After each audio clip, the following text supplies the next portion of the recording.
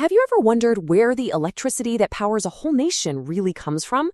Today, we're going to crack open the hood on Taiwan's electricity grid. It's a fascinating, complex puzzle with a lot of different moving parts.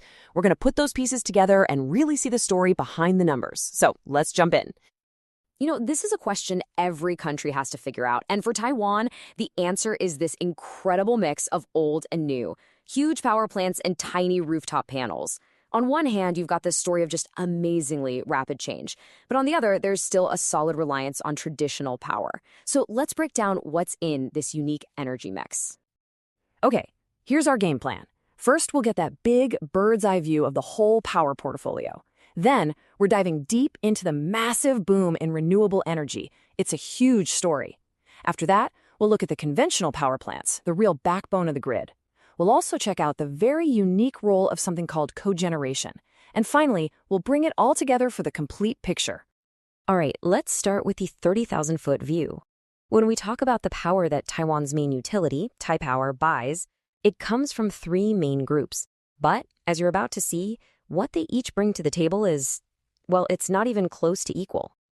So this chart here shows us something called installed capacity. Just think of it as the maximum power each sector could possibly generate if everything was running at 100%. And what just jumps out at you is that renewables now make up more than half of that potential, a whopping 57%. But here's the twist. Potential is one thing, actual power delivered to your home is a whole other story. And that's where things get really interesting. So let's zoom in on the most exciting, most dynamic part of Taiwan's energy scene right now, this absolute explosion in renewable energy. The growth here has been nothing short of remarkable, and it's all being driven by a staggering number of individual players. I mean, just look at this number. Over 63,000 separate contracts for solar energy. This isn't a story about a few giant power plants. Nope. This is a grassroots energy revolution happening on rooftops and in fields all across the island. It's a decentralized power network, and it's happening right now.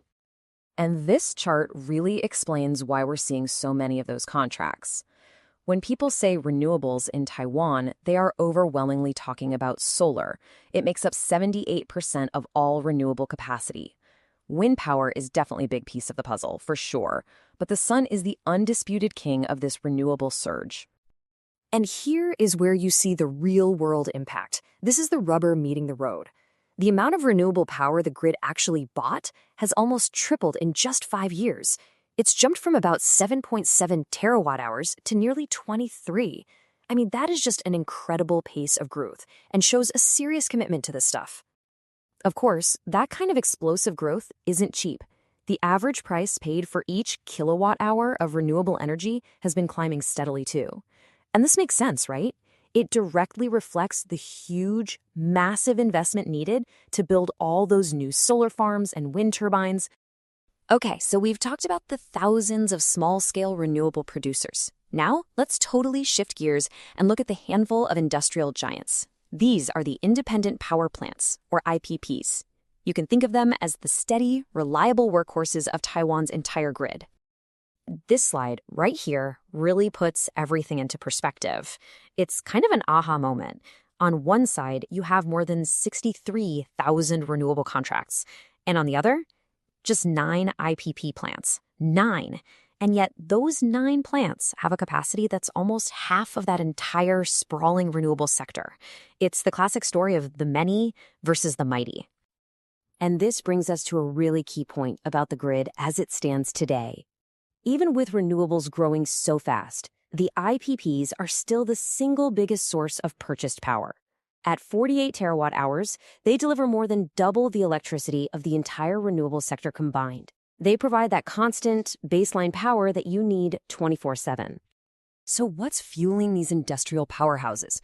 Well, it's mostly natural gas, about 2/3 of their capacity. The other third comes from coal.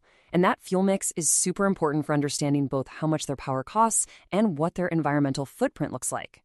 So, our third and final piece of this puzzle is a really cool and unique category, cogeneration plants. The best way to think about them is as the grid's ultimate power recyclers.